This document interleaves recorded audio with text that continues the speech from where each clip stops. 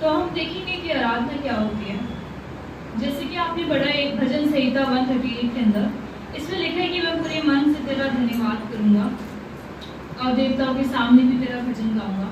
और फिर इसमें नीचे लिखा है कि जिस दिन मैंने पुकारा उसी दिन तूने मेरी सुन ली। आराधना करने के बहुत सारे तरीके होते हैं और आपको ज़्यादातर वो तरीके मालूम ही हैं। कौन कौन से तरीके होते हैं आराधना करने के, बताएं। हाँ, ऊंचे स्वर से गाना आराधना होती है, ठीक है। और परमेश्वर का धन्यवाद। और क्या होता है आराधना, क्या होता है? जीवित, पवित्र और परमेश्वर को भाता हो बलिदान। हाँ, ये भी एक पॉइंट है आज का। और परमेश्वर की आराधना आत्मा और सच्चाई से करना। परमेश्वर की आराधना आत्मा और सच्चाई से करनी चाहिए, एकदम ठीक बोल रहे हैं आप लोग सब लोग। और कुछ और कैसे होती है आराधना? आराधना में परमेश्वर की उपस्थिति और मेरी उपस्थिति। हाँ, ये कितनी अच्छी नई बात है। परमेश्वर की उपस्थिति और मेरी भी उपस्थिति होनी चाहिए आराधना में। वेरी गुड, बहुत अच्छा, ठीक है। तो आराधना, ये जो आपने कही सारी बातें ये सब होती है। तो हम कई तरीके से आराधना कर सकते हैं। जैसे कि हमने यहाँ पर पढ़ा कि अब पूरे दिल से हम प्रभु का जो हम धन्यवाद देते हैं वो भी प्रभु की आराधना है। जब हम यहाँ पर लिखा है कि परमेश्वर को धन्यवाद ही का बलिदान चढ़ा, कोई और बलिदान नहीं, लेकिन सिर्फ धन्यवाद का बलिदान जो है यीशु मसीह परमेश्वर को बहुत भाता है। और इसमें लिखा है कि परम प्रधान के लिए अपनी मन्नतें पूरी कर। इंग्लिश में लिखा है कि जो वॉज फुलफिल योर वॉज, यानी कि जो आपने सोचा था कि परमेश्वर वाचाएं जो परमेश्वर के साथ आपने करी थी कि ऐसा हो जाएगा तो मैं ऐसा ज़रूर परमेश्वर के लिए करूँगा या करूँगी, तो मुझे कहता है कि ऐसा भी कर सकते हो, लेकिन उसको पूरा करना चाहिए ना। अगर सोचते हैं कि हम परमेश्वर के लिए ऐसा करेंगे तो उसको पूरा करना है, ये भी एक आराधना करने का तरीका है। तो एक तो ये हो गया। फिर और भी तरीके हैं, आप घुटने तेज करके आराधना करते हो, प्रार्थना करते हो और हाथ उठा करके करते हो और भजन गा करके करते हो। ये सारे तरीके हैं आराधना करने के। और फिर इसमें लिखा है और संकट के दिन मुझे पुकार, मैं तुझे छुड़ाऊंगा और तू मेरी महिमा करने पाएगा। तो जब कई बार लोग जो है विपदा में पड़ जाते हैं, मुसीबत में पड़ जाते हैं, उस वक्त परमेश्वर को पुकारते हैं तो फिर परमेश्वर जो है उस वक्त सुनते हैं, संकट में सुनते हैं और फिर परमेश्वर की महिमा उस वक्त होती है। जब संकट आता है तभी तो प्रभु की महिमा होती है ना, तो वहाँ पर भी आराधना करने के मौके हमें मिलते हैं। फिर इसके बाद इसी के 50 के 23 में लिखा है कि धन्यवाद के बलिदान का चढ़ाने वाला मेरी महिमा करता है और जो अपना चरित्र उत्तम रखता है उसको मैं परमेश्वर का किया हुआ उद्धार दिखाऊंगा। तो परमेश्वर जो है, हाँ, तो धन्यवाद का बहुत ज़्यादा जोर है यहाँ पर कि धन्यवाद चढ़ाना परमेश्वर। यहाँ पर सिर्फ संडे को आकर के जो है धन्यवाद की बात नहीं कर रही हूँ मैं, किसी भी वक्त अपने किसी भी समय पर जब आप धन्यवाद की भेंट चढ़ाते हो और जब आपको कुछ भी समझ में नहीं आता है कि ये मेरे जीवन में क्यों हो रहा है, उस वक्त भी आप धन्यवाद की भेंट चढ़ाते हो तो आप प्रभु की महिमा करते हो, प्रभु की आराधना करते हो, ठीक है। तो परमेश्वर की आराधना करने के लिए बहुत तरीके होते हैं। तो पहला तो ये है कि जो ये सारे तरीके, ये पहला पॉइंट कि ये सारे तरीके जो हमें पता है तो इन सब से परमेश्वर की आराधना होती है और प्रभु की स्तुति होती है, धन्यवाद चढ़ाने से होती है। दूसरा पॉइंट जो मैं आपको बताना चाहती हूँ वो मरकुस 7 अध्याय उसका 6 और 8 पद में लिखा हुआ है। क्या है वो? मरकुस 7 उसका 6 और 8।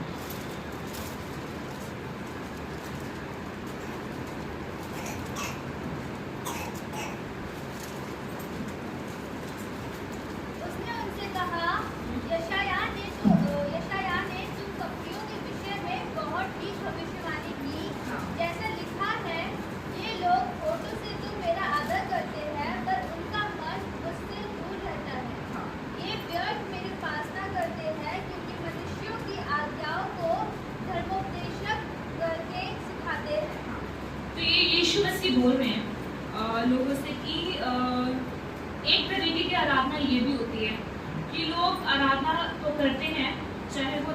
करें, चाहे वो अपने घर में करें, लेकिन वो पूरे मन से नहीं करते हैं। उनका जो मन है वो परमेश्वर में, प्रभु यीशु मसीह की तरफ नहीं लगा होता है, वो तमाम बातों की ओर लगा रहता है। लेकिन क्योंकि शायद उनको म्यूजिक अच्छा लगने लग जाता है तो फिर वो उस वक्त उसमें खो जाते हैं, या फिर ऐसी ही कोई बात की उनका जो मन है वो यहाँ पे यीशु मसीह बोल रही है, यीशु मसीह की मुंह से कहे हुए शब्द है कि ये लोग होठों से मेरा आदर करते हैं, मेरी आराधना करते हैं, उपासना करते हैं, लेकिन उनका जो हृदय है वो मेरे से दूर रहता है।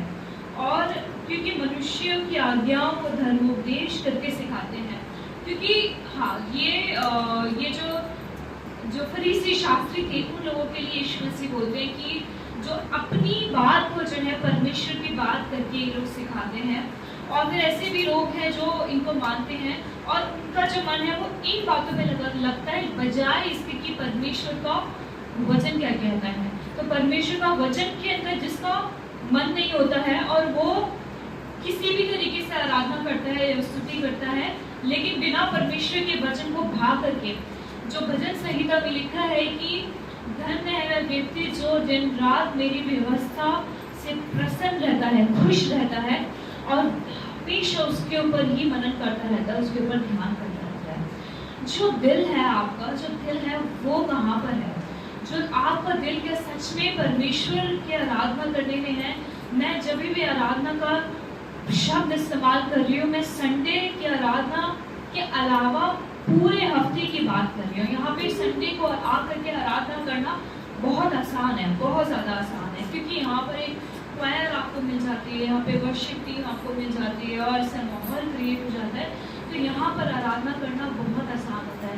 लेकिन क्या आप यहाँ से जाकर के भी 6 दिन जो है तब आपकी आराधना कैसी होती है? तब तो ये क्वायर नहीं होती है, तब तो ये पोडियम पुलपिट नहीं होता है, तब आप क्या करते हो? तब कैसे भरते हो आप परमेश्वर से, प्रभु के प्रेजेंस से, प्रभु की उपस्थिति से कैसे भरते रहते हो? क्या आपका जो मन है क्या उस वक्त प्रभु की उपासना करता है? क्या उस वक्त आप पूरे दिल से परमेश्वर को आराधना करते हो, ढूंढते हो उस वक्त? क्या उस वक्त भी ऐसे गीत गाते हो जैसे कि आज यहाँ पर बैठ करके? क्या उस वक्त भी ऐसे सुनते हो जैसे कि आज यहाँ पर भी 6 दिन में जैसे सुनते हो, जैसे आज यहाँ पर बैठ करके सुन रहे हो? क्या ये कान लगाने की कोशिश करते हो कि आज मंडे को परमेश्वर मुझसे क्या कह रहे हैं, आज ट्यूजडे को क्या कह रहे हैं परमेश्वर? क्या ये सुनने की कोशिश करते हो आप? आपका दिल कहाँ पर है? जहाँ पर आपका दिल है ना, जहाँ पर आपका मन, वैसे तो लिखा है जहाँ पर धन है वहीं पर ही आपका मन लग रहेगा। हाँ, जहाँ पर और जो भी आपके काम भी है वहीं पर ही एक्चुअली हमारा मन अटका रहता है कि ये हो जाए, ये हो जाए, ये हो जाए, ये हो जाए, और ऐसे करके पूरे का पूरा दिन हमारा निकल जाता है।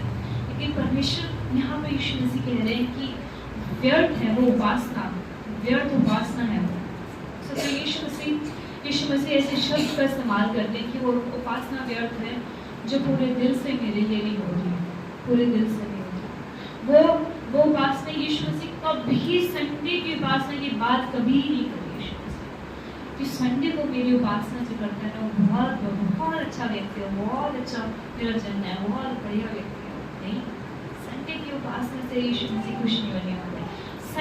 संडे को खुश करने वाले परमेश्वर ने पूरे 6-7 दिन की कस्टडी जो है ना वो यीशु मसीह को दे दो अपने, कि यीशु परमेश्वर मेरे पूरे 7 दिन ही आपके, मैं पूरे 7 दिन ही आपकी उपासना करूँगी, इससे भी ज़्यादा भर करके। जब आप 6 दिन उपासना आसानी से कर पाओगे ना, यहाँ पे आपको बोलना ही नहीं पड़ेगा कि आप मुंह खोल के प्रभु की स्तुति करो, नहीं होगा, क्योंकि आपने तो ये पूरे 6 दिन ही करते आ गए। आप इंतजार करते, जब आपको संडे का इंतजार होगा, संडे का इंतजार होना चाहिए आपको, संडे आएगा तो हम सामूहिक तरीके से आराधना करेंगे, ठीक है? तो उपासना पूरे दिल से करने, दाऊद हमेशा कहते हैं कि मैं पूरे दिल से, पूरे मन से तेरा भजन गाऊंगा, यानी कि उसका हृदय भी प्रभु का भजन गाता है, धन्यवाद करता है, उसके कामों को याद करता है। अच्छा, बार बार परमेश्वर के वचन को याद करने, यानी कि बार बार उसके कुछ काम कर रहे हो तो परमेश्वर के वचन को मनन करो कि प्रभु का वचन ये कह रहा है, हाँ ये सिखाया था आज और संडे को ये सिखाया था या मैंने अभी ये पढ़ा है। परमेश्वर जहाँ मौका मिल रहा है वहाँ पर आप भजन गा सकते हो, जहाँ पर मौका मिल रहा है लोगों के लिए प्रार्थना कर सकते हो कि हाँ मेरे पास समय है, इसके लिए इसको कॉल करती हूँ, उसको कॉल करता हूँ, उसके लिए प्रार्थना करती हूँ। इस तरीके से जब आप लगे रहते हो ना तो ये सच्ची आराधना होती है। आज का यही टॉपिक है कि सच्ची आराधना क्या है, सच्ची आराधना क्या है। ठीक है, तो दूसरा पॉइंट है ये कि अपने पूरे दिल से जो है परमेश्वर की उपासना करनी है। तीसरी बात जो हमने सीखी थी वो ये है रोमियो उसका 12 अध्याय उसका 1 से लेकर 2 पद तक। ये बहुत ज़्यादा कल हम लोग इसी के ऊपर वर्णन कर रहे थे कि इतना ज़्यादा गहरा वचन है ये कि हमेशा इसमें ऐसा लगता है कि और भी कुछ सीखना बाकी है, और भी कुछ सीखना बाकी है ना। तो इसलिए हे भाइयों, मैं तुमसे परमेश्वर की दया स्मरण दिलाकर विनती करता हूँ कि अपने शरीरों को जीवित और पवित्र और परमेश्वर को भावता हुआ बलिदान करके चढ़ाओ, यही तुम्हारी आत्मिक सेवा है। इस संसार के सदृश ना बनो, परंतु तुम्हारे मन के नए हो जाने से तुम्हारा चाल चलन भी बदलता जाए, जिससे तुम परमेश्वर की भली और भावती और सिद्ध इच्छा अनुभव से मालूम कर सको। जब सच्ची आराधना की हम बात कर रहे हैं ना, तो जैसे कि मैंने आपको बताया कि सच्ची आराधना सिर्फ यहाँ पे आप प्रभु की स्तुति करते हो सामूहिक तरीके से। मैं ये मेरा ये कहने का मतलब ये कि यहाँ पे जो हम करते हैं वो आराधना नहीं है, वो है, लेकिन ये सामूहिक रीति से हम पूरे एक ग्रुप में, एक समूह में, एक कलीसिया के रूप में प्रभु के पास आते हैं ना। हम सातों दिन तो प्रभु हम कलीसिया नहीं लगा सकते हैं, लेकिन हाँ इसलिए हम हफ्ते में एक बार मिलते हैं और वो भी संडे को। लेकिन ये भी आराधना है, लेकिन जो व्यक्तिगत आराधना है वो उस आराधना के विषय में हम सोचें वो सच्ची आराधना क्या होती है। तो यहाँ पे लिखा है कि अपने शरीरों को जीवित, पवित्र और परमेश्वर को भावता हुआ बलिदान करके चढ़ाओ, और यही तुम्हारी आत्मिक सेवा है। ये पौलुस ये काम करते थे। और इस संसार के सदृश्य ना बनो, परंतु जो तुम्हारा मन है, जब तुमने यीशु मसीह को जान लिया है तो तुम्हारा दिल बदल गया है, तुम्हारा हृदय बदल गया है, तो तुम्हारी सोच भी बदलनी चाहिए, तुम्हारा चाल चलन भी बदलना चाहिए, तुम्हारे बात करने के तरीके भी बदलने चाहिए, तुम्हारे निर्णय लेने के तरीके भी बदलने चाहिए। जब तुम्हारा ये बदलाव आ जाता है तब पता चलता है कि हाँ तुम सच में बदल चुके हो, परमेश्वर ने तुम्हें सच में बदला है। और फिर इसमें लिखा है कि इस संसार के सदृश्य ना बनो, मतलब ऐसा नहीं होना चाहिए कि लोग तुम्हें देख करके संसार का आइडिया लगा ले कि देखो संसार ऐसा होता है, नहीं, लेकिन लोग तुम्हें देख करके प्रभु यीशु मसीह का आइडिया लगा ले कि देखो यीशु मसीह ऐसे होता है। ये है कि संसार के सदृश्य नहीं बनना, एक संसार का एग्जाम्पल नहीं बनना है, एक संसार का उदाहरण नहीं बनना है हमें, लेकिन प्रभु यीशु मसीह का उदाहरण बनना है। कि लोग डायरेक्टली यीशु मसीह को नहीं जान पाएंगे, देख नहीं पाएंगे, बाइबल नहीं पढ़ सकते, लोगों को प्रार्थना करना नहीं आता, लेकिन जब तुम्हें देखें क्योंकि तुम यीशु मसीह के सदृश्य हो, तो तुम्हें देख करके लोग मसीह को जान जाए। जब तुम ऐसा जीवन जियोगे तो ये तुम इस तरीके से फिर आराधना करते हो, ऐसे आराधना, ये व्यक्तिगत आराधना है, ये सच्ची आराधना है। इसमें लिखा है कि तुम अपने शरीरों को जीवित और पवित्र और अच्छा, जीवित बलिदान क्या होता है? क्या होता है जीवित बलिदान? कौन बताएगा? कल कौन? एलिस बताओ, कल हमने क्या सीखा था जीवित बलिदान के बारे में?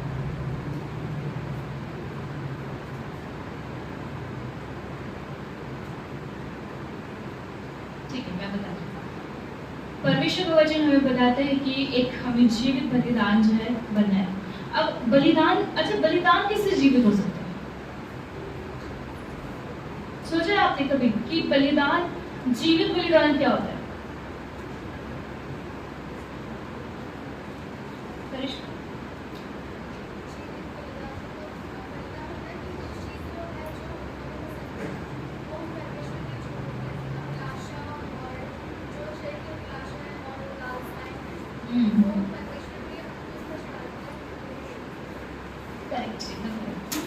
जीवित बलिदान है जो जिंदा बलिदान है, जो जिंदा रहकर के बलिदान होता है ना, वो है जिंदा बलिदान।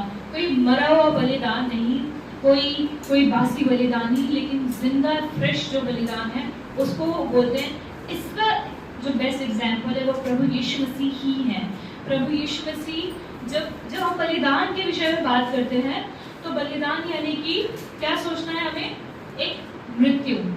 जब यीशु मसीह, अच्छा हम जो कह रहे हैं कि हमें अपने शरीरों को, अपने तौर तरीकों को हमें छोड़ना है, मारना है, और क्योंकि हमें यीशु मसीह के लिए जीना, यीशु मसीह के जैसा बनना है।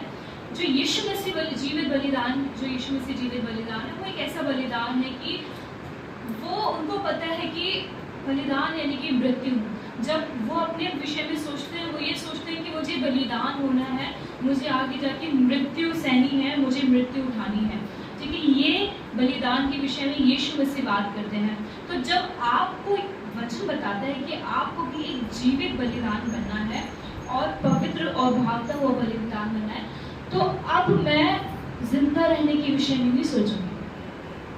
क्योंकि बलिदान के विषय में जब हम सोचें तो हम ये नहीं सोचेंगे कि क्योंकि हमें बहुत जिंदा रहना है, हमें अंत तक जिंदा रहना है, तो अब मैं वो चीज़ें करूं जो मुझे जिंदा रहने में जो है और अच्छे से जिंदा रहने में हेल्प करेगी। नहीं, लेकिन वो चीज़ें जो बलिदान यानी कि जो मृत्यु है, मुझे मृत्यु, हाँ शारीरिक मृत्यु भी हमारी होनी है। जब आपको ये पता है कि मेरा समय कम है और मेरी शारीरिक मृत्यु होगी, इस समय इस संसार को छोड़ करके मैंने चले जाना है, तो फिर आप मृत्यु के विषय में सोचते हो और वैसे ही अपने जीवन को जीते हो, वैसे ही अपने बातों को, अपने सोच विचार को, अपने तौर तरीकों को आप करते हो, क्योंकि आपको पता है कि आपका समय कम है और इसके बाद जो है आपको ये समय नहीं मिलेगा जो आज है। तो फिर इसलिए हमको पता है कि हम कहाँ जाने वाले हैं और अभी हमें क्या करना है। एक तो ये, दूसरा ये कि जीवित बलिदान के विषय में हम सोचते हैं, तो जैसे यीशु मसीह ने सोचा था, जैसे यीशु मसीह करते थे कि वो मृत्यु, उनके हमेशा उनके दिमाग में मृत्यु थी कि मुझे क्रूस की मृत्यु सहनी है। जब हम आत्मिक बलिदान की बात करते हैं तो हमें यही सोचना है कि हम अपनी मृत्यु जो हमारे अंदर आज जो मेरा मैं जिंदा है उसको मैं कैसे कम करूं। अपने शरीर को, अपने शरीर के विषय में, जब हम अपने शरीर के विषय में सोचते हैं उसको मैं कैसे कम करूं, उसको कैसे वो कम होता जाए, वो बढ़ता जाए, वो बलिदान होता जाए। आप मेरे साथ पढ़िए गलातियों उसका 5 अध्याय उसका 24 पद में क्या लिखा है। जो मसीह यीशु के हैं, उन्होंने शरीर को उसकी लालसा और अभिलाषा से, जो प्रभु यीशु मसीह के हैं, जो प्रभु यीशु मसीह पर विश्वास करते हैं, उसके अनुसार चलते हैं, उन्होंने क्या करा, उन्होंने अपने शरीर को उसकी लालसाओं और अभिलाषाओं समेत क्रूस पर चढ़ा दिया। मतलब अपने शरीर को तो उन्होंने कुछ भी नहीं जाना। उन लोगों ने अपने शरीर की चिंता नहीं करते हैं वो लोग, अपने शरीर को खुश नहीं करते हैं वो लोग, लेकिन उन लोगों ने अपने शरीर को क्रूस पे चढ़ा दिया। वो सारी खुश करने वाली जो चीजें हैं आपके शरीर को, आपके मन को, उन्होंने उन लोगों को जो यीशु मसीह पर विश्वास करते हैं उन लोगों ने सलीब पर चढ़ा दिया है, क्रूस पे चढ़ा दिया है, मतलब छोड़ दिया है, त्याग दिया उन चीजों को। उसमें लिखा है कि उनकी लालसाओं और अभिलाषाओं समेत, यानी कि इंग्लिश में लिखा है कि passion and desires of flesh, यानी कि जो इतनी स्ट्रॉन्ग चीजें होती हैं जो शरीर की, जिसको मनुष्य मना नहीं कर सकता है, और चाहे वो खाने की हो, पीने की हो, आपकी एंटरटेनमेंट की हो, या कोई भी ऐसी चीज हो, आपको अपने लिए समय बिताना अच्छा लगता है, कैसे भी है, उन लोगों ने सभी चीजों को, सभी लालसाओं को, सभी इच्छाओं को क्रूस पर चढ़ा दिया है और उन्होंने छोड़ दिया इस चीज को और मर गए इन चीजों के लिए, नहीं ध्यान देते उन चीजों के ऊपर। लेकिन प्रभु यीशु मसीह अपने आत्मिक जीवन के ऊपर ही ध्यान देते हैं कि हम एक ऐसा जीवन जिए जैसे यीशु मसीह ने जीवन जिया था। और जब ऐसा जीवन आप जीते हो ना, जैसे रोमियो में यहाँ पे लिखा है कि संसार के सदृश नहीं बनते हो, तुम्हारा चाल चलन नया हो जाता है, तब आप एक सच्ची आराधना करते हो, तब सच्ची आराधना करते हो। ये है व्यक्तिगत सच्ची आराधना। मैं अभी इस लेवल को मैं अचीव करना चाहती हूँ, लेकिन पता नहीं मैं अभी तक वहाँ तक नहीं पहुँच पाई हूँ कि शायद मैं एकदम कॉन्फिडेंटली कह पाऊँ कि हाँ मैं नहीं कर रही, लेकिन मुझे यही करना है। और जब यहाँ से वचन जा रहा है तो मैं ये विश्वास के साथ, आशा के साथ कि इस कलीसिया में भी हर व्यक्ति का जो है सच्ची आराधना करने का ही मकसद होना चाहिए कि मैं परमेश्वर की सच्ची आराधना करूँगी। मैं दिखावे की आराधना नहीं करूँगा, दिखावे भी की आराधना नहीं करूँगा, कि मैं सच्ची आराधना करूँगा, क्योंकि परमेश्वर को सच्ची आराधना करना पसंद है।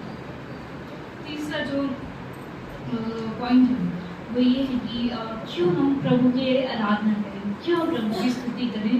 प्रकाशित वाक्य 4 का उसका 9 से 11 में लिखा हुआ है।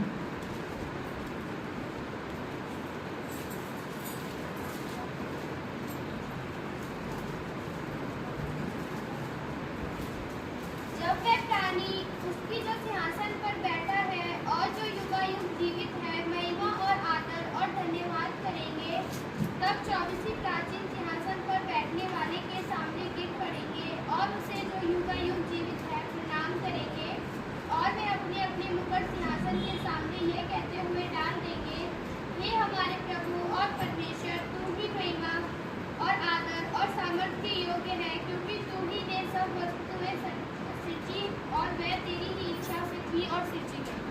धन्यवाद। तो इसमें क्या लिखा है कि क्यों हमें परमेश्वर की आराधना करनी है, क्यों हमें उसकी स्तुति करनी है, क्योंकि उसने हमें सृजा है, युगानुयुग है, उसने हमें सृजा है और सारी वस्तुएं परमेश्वर से सृजी गई हैं, और क्योंकि वो ही योग्य है। इसमें लिखा है कि सामर्थ्य योग्य है। जो योग्य शब्द है वो बड़ा अच्छा लगता है मुझे, जब परमेश्वर के लिए हम इस्तेमाल करते हैं कि देखो कोई भी योग्य नहीं है ना।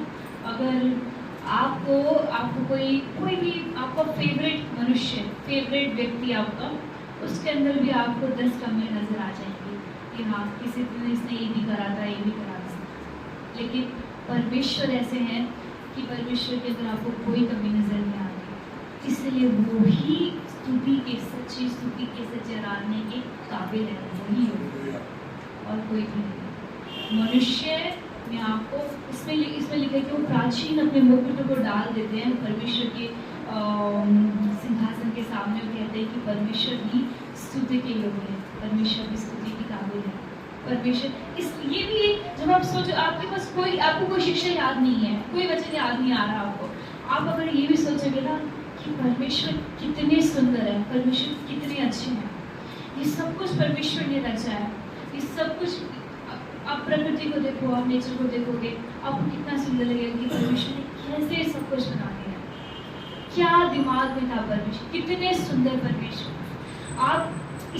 आप परमेश्वर की प्रेजेंस से भर जाओगे, परमेश्वर को फील करोगे, महसूस करोगे कि ये परमेश्वर आपके अंदर निकाल रहे हैं, शब्दों को छू रहे हैं आपको। जब आप इन बातों को सोचोगे कि परमेश्वर ने ये सब कुछ बनाया है, परमेश्वर ने मुझे बनाया है, कितनी प्लानिंग से बनाया है परमेश्वर ने, और ये रैंडम थॉट्स यानी कि अचानक से आने वाले विचार होते हैं जो मनुष्य के अंदर आने चाहिए।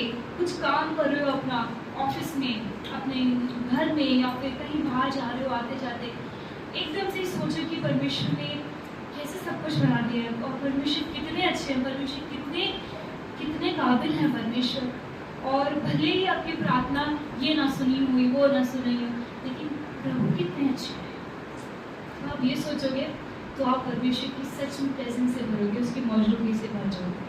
और परमेश्वर ये याद रखते हैं कि योग्य है परमेश्वर, सिर्फ परमेश्वर ही स्तुति के योग्य है, परमेश्वर आराधना के योग्य है, उसके अलावा कोई भी योग्य नहीं है, कोई मनुष्य योग्य नहीं है। आप मेरी तारीफ कितनी कर पाओगे, कितनी करो, आप 5 मिनट भी मेरी तारीफ नहीं कर सकते हो। अगर 5 मिनट टाइमर लगा करके बोलो या मैं आपकी तारीफ मैं करना चाहूँ, तो मेरे पास भी इतने शब्द ही नहीं होंगे कि मैं 5 मिनट जो है आपके लिए निकाल पाऊँ। नए पॉइंट मेरे को मुश्किल पड़ेंगे निकालने, भले ही मैं एक पॉइंट को घुमा फिरा के बोलती रहूँ, लेकिन सोचो स्वर्ग में परमेश्वर की जो स्तुति है, आराधना है, जो हर समय लोग करते रहते हैं, वहाँ पे हर प्रेरित, प्राचीन, स्वर्गदूत, इतने प्राणी सब लोग परमेश्वर की आराधना करते रहते हैं, क्योंकि परमेश्वर स्तुति के योग्य है। उनको हमेशा पॉइंट्स मिलते हैं परमेश्वर के लिए कि प्रभु ने ये करा है, प्रभु ने ये करा है, प्रभु ने ये करा है। प्रभु स्तुति के योग्य है, प्रभु सच्ची आराधना के योग्य है। इसीलिए हमें सच्ची आराधना करनी है कि परमेश्वर हो। चौथा, पांचवा जो पॉइंट है वो ये है कि मत्ती उसका 5 अध्याय 23 से 24, जब आप सच्ची आराधना के विषय में सोचो, और जैसे मैंने आपको शुरू में बताया था कि धन्यवाद करना और प्रभु का स्तुति कर चढ़ाना एक आराधना का भाव है। तो जब आप आराधना सोचते हो तो ये बात जरूर याद रखना जो भाई करने वाले हैं। इसलिए यदि तू अपनी भेंट वेदी पर लाए और वहां तू स्मरण करे कि तेरे भाई के मन में तेरे लिए कुछ विरोध है, तो अपनी भेंट वहीं वेदी सामने छोड़ दे और जाकर पहले अपने भाई से मेल मिलाप कर और तब आकर अपनी भेंट चढ़ा। अब मैं कल इस वचन से और भी ज्यादा प्रभु ने बात करी। मैंने शायद इस वचन को ढंग से पढ़ा ही नहीं था आज तक। मैं ये सोचती थी कि इस वचन में ये लिखा है कि अगर तेरे विरोध में, मतलब तेरे मन में अगर तेरे भाई के लिए कुछ है तो जाकर के उससे क्षमा मांग ले। लेकिन अभी हमने कल इसको और डिटेल में पढ़ा तो इसमें ये लिखा है कि अगर फिर से पढ़ना, अगर तेरे भाई के मन में तेरे लिए कुछ हाँ, विरोध, इसमें ये लिखा है कि अगर तेरे भाई के मन में तेरे लिए कुछ विरोध है, यानी कि यीशु मसीह जब इन शब्द को कह रहे हैं तो प्रभु यीशु मसीह ये नहीं कह रहे कि तूने कुछ गलत करा है, तुम्हारे मन में गलत है। मैं अगर प्रार्थना कर रही हूँ या धन्यवाद चढ़ा रही हूँ, यहाँ पर ये नहीं है कि मैंने कुछ गलत करा है या मैंने कड़वाहट रखी है तो मुझे जो है वहीं पर ही छोड़ देना है और जाना है। हाँ, ये भी करना है, ये भी करना है कि अगर मेरे मन में है तो सबसे पहले मेरे को उसको माफ़ी मांगना है और माफ़ करना है, कोई कड़वाहट नहीं रखनी है। लेकिन यहाँ पर वचन में लिखा है कि अगर तुझे ये स्मरण आए कि तेरे भाई के मन में कुछ है, तुम्हारे मन में नहीं है, तुमने एकदम साफ कर दिया अपना मन, लेकिन उसके मन में कुछ है, उसको तुम्हारी किसी बात का बुरा लगा हो, उसको किसी बात से ठेस पहुंची हो, या उसने तुम्हें गलत समझ लिया है। यीशु मसीह यहाँ पे कह रहे हैं कि उसके मन में कुछ है ना, तो तुम वो भी जाकर के रिजॉल्व करो, वो भी जाकर के यहाँ पर हो सकता है आपका मन शुद्ध है, साफ है, आपने कुछ गलत नहीं करा, आपने किसी को कुछ गलत नहीं बोला, आपने कोई गलत बात तरीके से नहीं समझाई है, आपने हो सकता है सही, आपका साइड एकदम क्लियर है, लेकिन दूसरी मनुष्य ने पता नहीं उसको क्या समझ में आया होगा, लेकिन उसके मन में आपके लिए कोई हीन भावना आ गई है, कोई बुरी भावना आ गई है। तो परमेश्वर का वचन हमें सिखाता है उसको भी इग्नोर नहीं करना है। उसको ऐसे नहीं कि ठीक है ना, मैंने तो ठीक बोल दिया, वो समझ रहा तो समझ लेंगे, उसको मेरा क्या है, तो उसको जो से समझना है उसकी सोच है, अपनी वो सोचना है। नहीं, परमेश्वर का वचन यहाँ पे बताता है कि तुम्हारे विरोध में कोई सोचता है वो भी जाकर के क्लियर कर दो। ऐसा ना हो कि यानी कि परमेश्वर ये चाहते ही नहीं है कि आपके विरोध में कोई दूसरा व्यक्ति कोई कुछ रखे। यानी कि जब आप अपनी धन्यवाद लेके, प्रार्थना लेके या अपना दिनचर्या जीते हो और प्रभु आपको देखते हैं, तो प्रभु को दिखता है कि इस व्यक्ति के, मेरी इस बेटी के, इस बेटे के ये तो ठीक है, लेकिन वो व्यक्ति इसके विषय में गलत सोच रहा है, उसको गलत लग गया, उसको बुरा लग रहा है किसी बात का। परमेश्वर को ये भी पसंद नहीं है। प्रभु नहीं चाहते हैं कि आपके विषय में किसी को बुरा लगे। क्या ये प्रभु का प्यार ही नहीं है? ये प्रभु का प्रेम नहीं है कि प्रभु नहीं चाहते कि आपकी इमेज भी किसी के सामने इतनी से भी खराब हो? परमेश्वर आपका इतना ज़्यादा ध्यान रखते हैं। और दूसरा ये कि हो सकता है कि क्योंकि हम मनुष्य हैं, हमसे जाने अनजाने में कुछ गलत हो सकता है और हमें भी ना पता चला हो, लेकिन वचन हमें बताता है कि अगर ऐसा इसमें लिखा है कि यदि तू स्मरण करे, तुझे याद आ जाए कि हाँ मैंने उससे कुछ बात कही थी, लेकिन पता नहीं ऐसे कुछ गलत फहमी से हुई, कोई मन मुटाव सा हो गया, तो छोड़ दो। ऐसा नहीं है। परमेश्वर को वचन कहता है उससे जाकर के बात करो, उसको बुरा लगा है उससे माफ़ी मांग लो, अगर उसको बुरा लग भी गया उससे माफ़ी मांग लो, उसको गले लगा लो, उससे नींद मिला लो, है ना। तो यहाँ पर आप साफ हो, लेकिन दूसरा व्यक्ति आपके विषय में कुछ सोचता है तो वो भी आपकी रिस्पॉन्सिबिलिटी है, हमारी रिस्पॉन्सिबिलिटी है कि उसको जाकर लीजिए। कभी भी गलत फहमियों को चलते ही रहने देना चाहिए, क्योंकि फिर शायद वो परमेश्वर का जो प्रेजेंस या परमेश्वर की शांति है वो पूरी तरीके से नहीं आ पाएगी। इसलिए परमेश्वर चाहते हैं कि कोई भी तरीके के आपके अंदर ग्रजेस, कोई भी वैसी बात है उसको ठीक करो, और तब आप करोगे तो ये आपकी सच्ची आराधना है। सच्ची आराधना, सच्ची आराधना के विषय में सीख रहे हैं आराधना, व्यक्तिगत सच्ची आराधना ये होती है। और इसके बाद जो है आपकी पॉइंट है कि यूहन्ना 4 अध्याय 19 से 24 पढ़ना, 19 से 24। स्त्री ने उससे कहा, हे प्रभु, मुझे लगता है कि तू भविष्यवक्ता है। हमारे बाप दादाओं ने इसी पहाड़ पर आराधना की और तुम कहते हो कि वह जगह जहां आराधना करनी चाहिए यरूशलेम में है। यीशु ने उससे कहा, हे नारी, मेरी बात का विश्वास कर कि वह समय आता है कि तुम ना तो इस पहाड़ पर पिता की आराधना करोगे, ना यरूशलेम में। तुम जिसे नहीं जानते उसकी आराधना करते हो, हम जिसे जानते हैं उसकी आराधना करते हैं, क्योंकि उद्धार यहूदियों में है। परंतु वह समय आता है, वरन अब भी है, जिसमें सच्चे भक्त पिता की आराधना आत्मा और सच्चाई से करेंगे, क्योंकि पिता अपने लिए ऐसे ही आराधकों को ढूंढता है। तो जो लास्ट का ये पॉइंट है कि हमारा कि आपको और मुझे आत्मा और सच्चाई से भर करके आराधना करनी है, क्योंकि वचन कहता है कि परमेश्वर ऐसे आराधकों को ढूंढता है। तो सोचो कि कितना परमेश्वर को कितनी कमी है इस विश्वासियों के पूरे समाज में, कि कोई है ही नहीं ऐसा जो कि आत्मा और सच्चाई से परमेश्वर की आराधना करते हैं, कि परमेश्वर यीशु मसीह को, परमेश्वर को ढूंढने की जरूरत पड़ती है। ऐसे कौन विश्वासी है जो कि आत्मा और सच्चाई से करते हैं। जब हम कल सामूहिक स्त्री के विषय में बात कर रहे थे, तो सामूहिक स्त्री जो है वो ये सोच रही थी कि ये पवित्र जगह है और यहीं पर ये आराधना होती है। यरूशलेम वाले यहूदी लोग सोचते हैं कि यरूशलेम के अंदर आराधना होती है और वही सच्ची आराधना है। लेकिन प्रभु यीशु मसीह कहते हैं कि जो भी कहीं पर भी हो, आप कहीं पर भी हो, वहाँ पर भी अगर आप सच्चे दिल से, आत्मा से, सच्चाई से, ईमानदारी से परमेश्वर की आराधना करते हैं, ये सारे पॉइंट्स जो मैंने आपको बताया, इन सबका ध्यान रखते हो, तो आप उन लोगों में आ जाते हो जिनको यीशु मसीह ढूंढते हैं।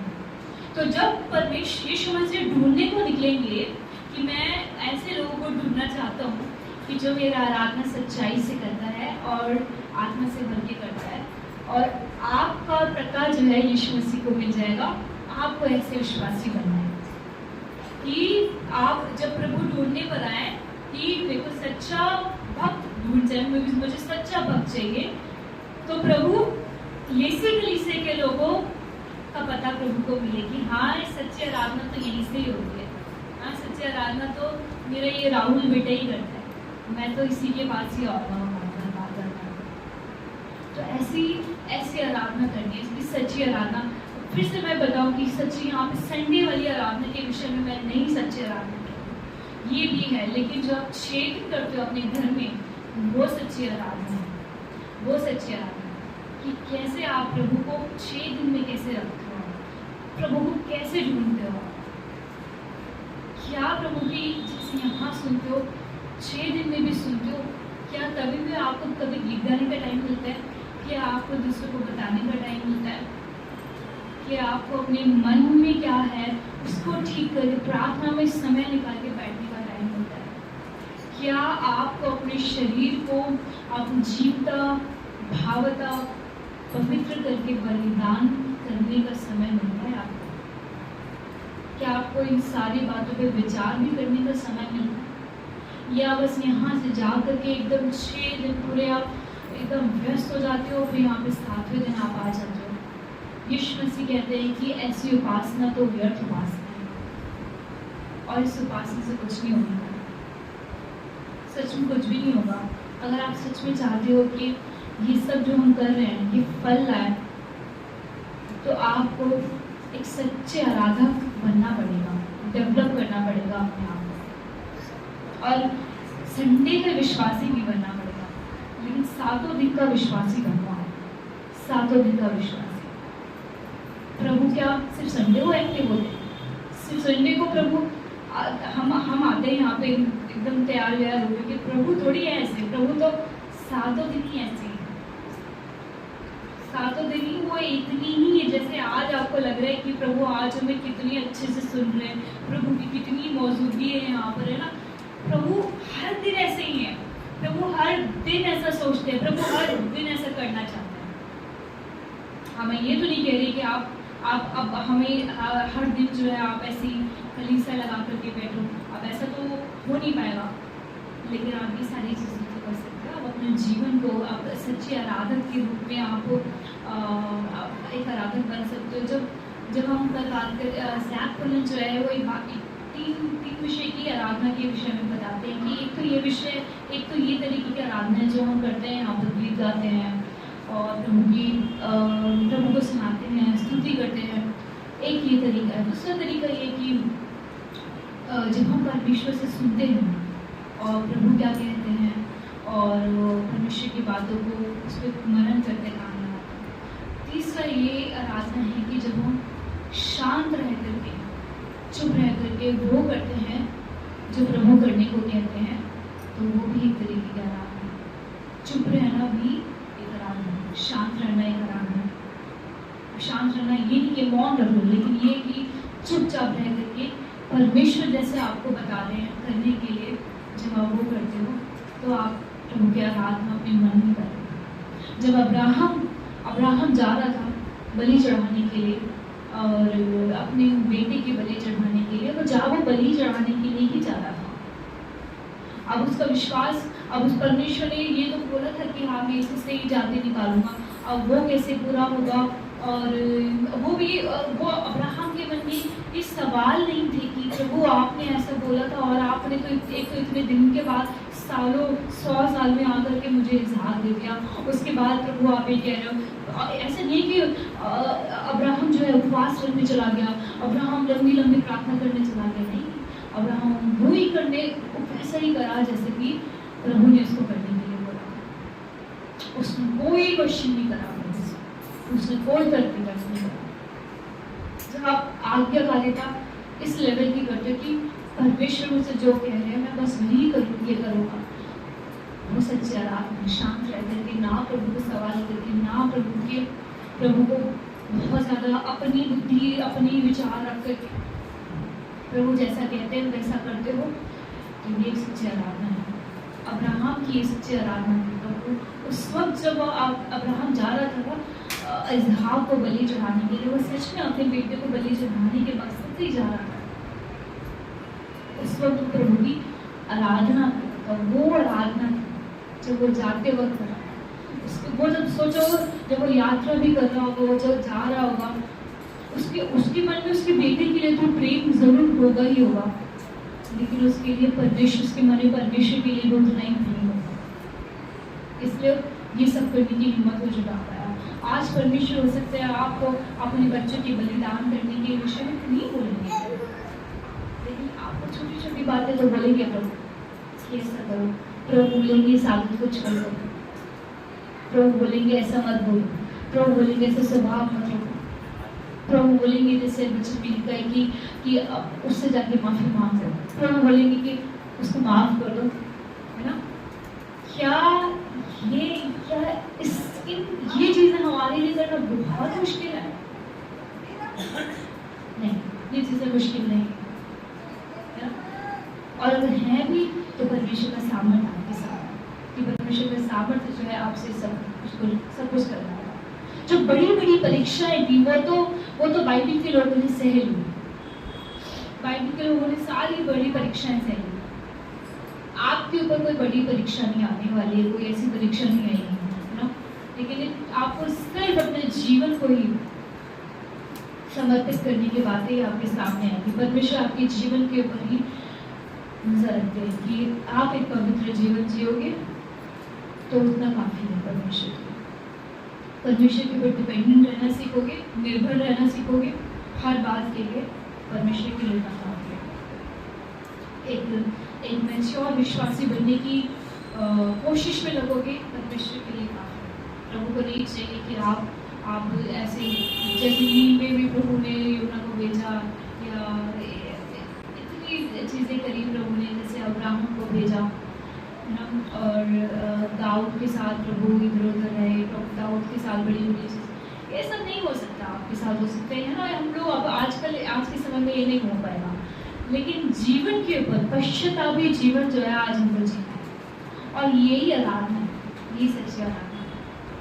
सच्ची आराधना के विषय में और सोचें। मैं चाहती हूँ कि अपने आंखों को बंद करें और प्रभु से आज ये वादा करें कि प्रभु मैं आज से आपकी सच्ची आराधना ही करना चाहती हूँ या करना चाह रही हूँ, और छोटी छोटी फेक आराधना नहीं, लेकिन सच्ची आराधना करना चाहती हूँ, अपने आप को बलिदान करना